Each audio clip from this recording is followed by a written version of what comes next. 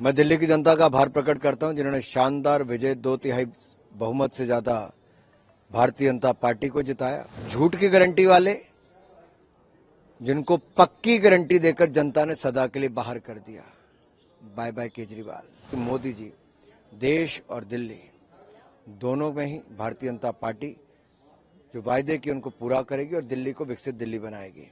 जो उनको लगता था उनकी कुर्सी पर नजर रख सकते हैं, उनको निपटाने का प्रयास किया और उनको निपटाते निपटाते अरविंद केजरीवाल खुद निपट लिए। विधानसभा में हराने का प्रयास किया, अब लगा होगा यार मुझे तो हरा नहीं पाए, तो शायद वो खुशी कहीं ना कहीं व्यक्त कर रहे होंगे।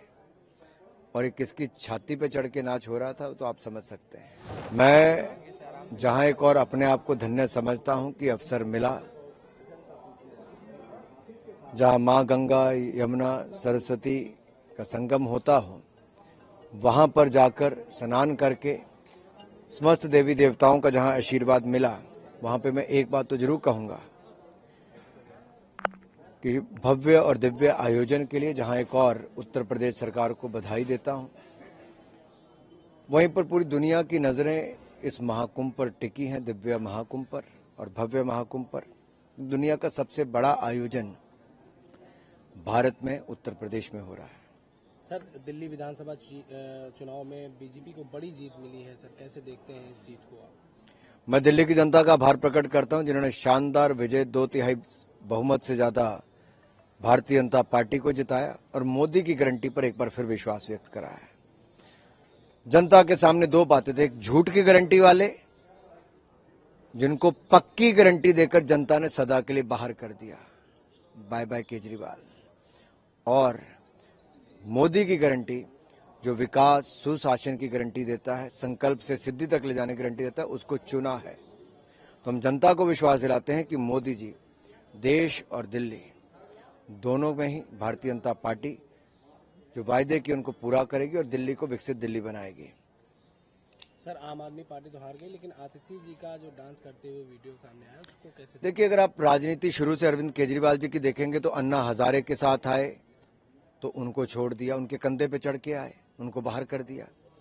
जिन फाउंडिंग मेंबर्स के साथ आप बनाई उनको बाहर कर दिया, फिर आप में जो मंत्री बने उनको साफ कर दिया। शराब घोटाले का पूरा ठिकरा मनीष सिसोदिया पर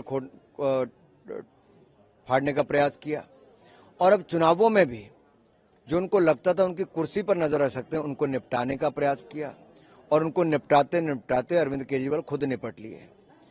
तो आतिशी जी को लगा कि केजरीवाल जी ने पहले पोस्टर से साफ कर दिया, फिर विधानसभा में हराने का प्रयास किया, अब लगा होगा यार मुझे तो हरा नहीं पाए, तो शायद वो खुशी कहीं ना कहीं व्यक्त कर रहे होंगे।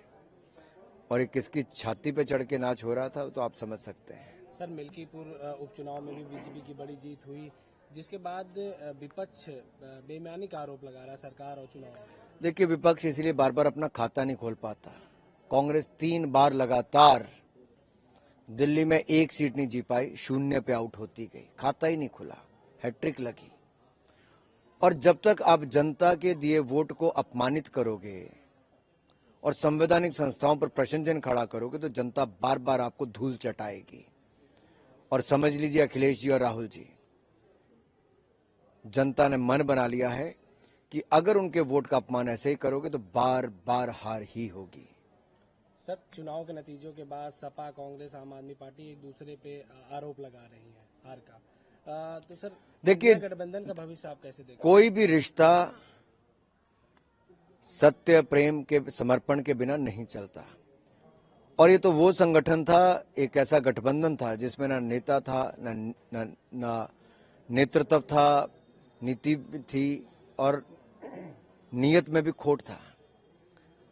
तो ये तो साथ साथ चलने के वायदे करते थे, 7 महीने नहीं चल पाए, अलग थलग पड़ गए। तो हमने जो आज से 7 महीने पहले कहा था कि ये चल नहीं पाएंगे, वो सत्य हुआ है।